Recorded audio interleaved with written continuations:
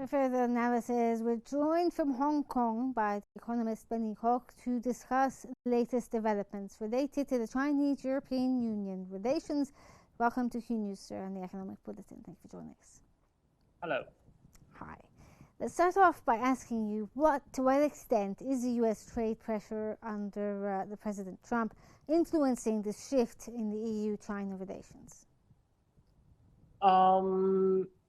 Okay, so let me put it this way. So, EU and China has been already having a relatively stable relations. So before Donald Trump putting pressure on EU and China respectively, and also China also relies on building its relations with the EU so that to balance the effect from the US.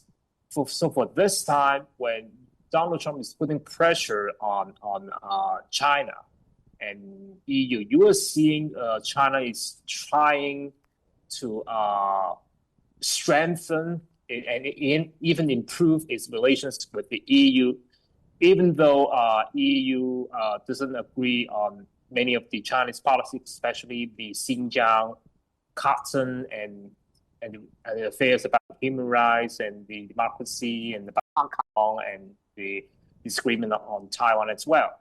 And China didn't have put many heavy words on EU rather than just some rhetoric from the foreign ministries, because China sees EU as a very important leverage to balance the effect from the pressure from the United States. Same on the EU, but of course, but for this time, I would say China needs the EU more than EU needs China, because China needs to think of how to so-called the shift is the export, to find a market, shift the export. So there is no more US market now, and the EU will be the second best. Yeah. And of course, now EU is finding solutions to trying to prevent the dumping for the Chinese goods. And so we're going to see how these two parties to discuss. So, given what you just said, would you say Europe's push towards strategic or rather autonomy is compatible with more deeper economic cooperation with China, and is this to the benefit of China? I would say yes. It is it is good news, and it's not the bad news. And it is one of the good news recently for China, because there are not many major economic powers in the world that would be favored for the Chinese goods and favor for the China market. And EU is one of the major economies that relatively welcome China. So you are seeing India, you are seeing the South America, you are seeing the Southeast Asia, even though they are not, they still keep friendly relations with China but relatively they're having weaker economies and they have the weaker purchasing power. So EU is very important for China, for the diplomacy and also for its Chinese goods, for the export market for the Chinese goods. Well, since you brought up the idea of diplomacy, what sort of implications or economic implications could arise from China's proposal to rethink ties with Europe, including cooperation on Ukraine? Okay, Ukraine is, I would say China, okay, of course China is staying on the side of Russia in terms of the Russia-Ukrainian war, but China is, I would say, is quite flexible. Of course, Russia takes a part of the territory in Ukraine, and China always sees Taiwan as its own territory, and China has a very hard line and it has a very red line in solving questions. But for Ukraine, China is always say something ambiguous. China doesn't emphasize much on the keeping the full sovereignty of Ukraine. Rather, China's always stand behind or inclined to the Russian interests. And but it is one of the obstacles for China and the European Union.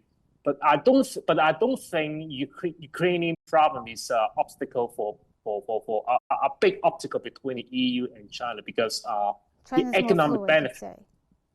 yeah, more flexible, Yes. and the economic benefits could override the Ukrainian problems because China is not a major player in terms of the Ukrainian problems, but the US is. Okay, so what about the EU's role? What are the risks of deeper economic integration with China, especially in sectors like technology, energy, and infrastructure? Is this something that the EU may be worried about? Yes. United States is always emphasizing the so-called technology transfer, infiltration for stealing the technology from the American so secret technology, sensitive technologies and powers and whatever. And it is, of course, it is also a problem for the European Union. And you will see many examples for China's so-called doing the technology transfer from the European firms, sensitive technologies. But as if it seems the EU is not as the stance of the EU is not as hard as the US because I would say European Union does not have the so-called the hard power to try to warn the China not to do so, and European Union is not as strong as the US to try to so-called call off the China not to do so. So I would say European Union is still okay, keep a distance with China, but at the same time, EU does not want to break its relations with China. Unlike the US, you're seeing now US is already already on its relations with China is going to even this between China and US is we are seeing is the need embargo, but it is not the same case between China and the European Union. Okay, well, given what you just said there and the current global trade landscape that's pushing the EU and China into maybe a lasting economic partnership, or do you believe that it may be a temporary alliance of convenience given what's happening globally?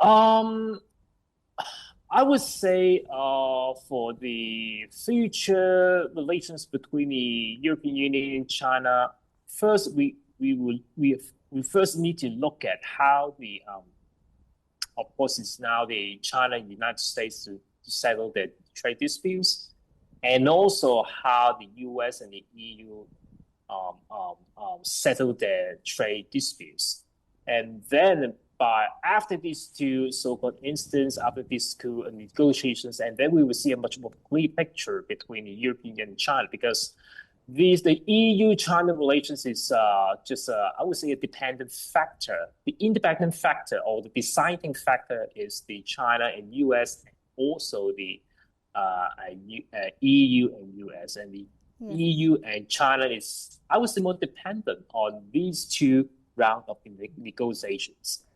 Okay, from Hong Kong, that was the economist Kwok. Thank you for your insights and thank you for joining us.